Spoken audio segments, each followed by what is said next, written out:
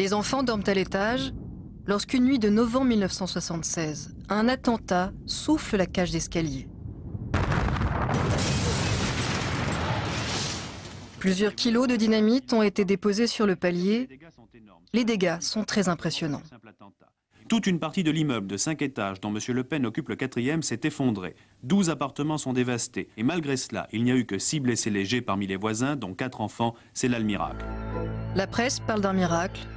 Jean-Marie Le Pen de complot. Ce n'est pas la première fois que vous êtes victime d'un attentat. Oui, c'est le 3e.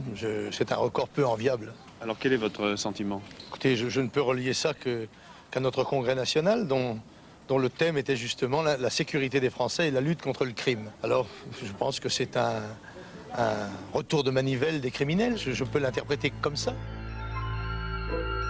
30 ans plus tard, Marine Le Pen va se servir de cet attentat pour raconter son enfance sous l'angle de la persécution. Bonsoir. Bonsoir. Alors Marine Le Pen, vous êtes... Un chapitre qui ouvre son autobiographie à contre-flot, dont elle fait ici la promotion chez Thierry Ardisson. Alors là, vous réalisez d'un seul coup, à l'âge de 8 ans, que votre père est connu et qu'on lui en veut. Oui, je me rends compte que je suis la fille d'un homme qu'on cherche à tuer. Et l'idée de la mort, eh bien, rentre brutalement et j'arrive dans la vie politique, j'allais dire, par la face la plus difficile, la plus violente, la plus abrupte. Alors les poseurs de bombes n'ont jamais été retrouvés? Jamais. Je ne suis pas sûr qu'on ait vraiment cherché les responsables de cet attentat.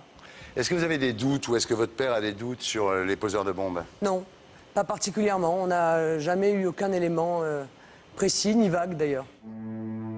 Aucune piste, c'est faux.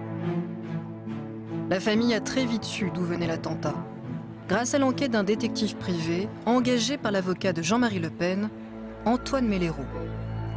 En promettant une prime, il a pu remonter jusqu'aux poseurs de bombes qui ont désigné leur commanditaire.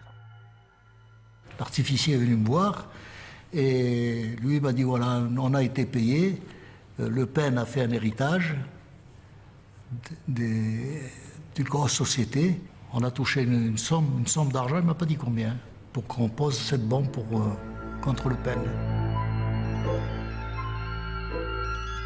Donc c'était pas un attentat politique? Non, c'était une affaire de vengeance, quoi, comme il en existe beaucoup, malheureusement. Vraiment 100% affaire de vengeance, donc une affaire de droit commun.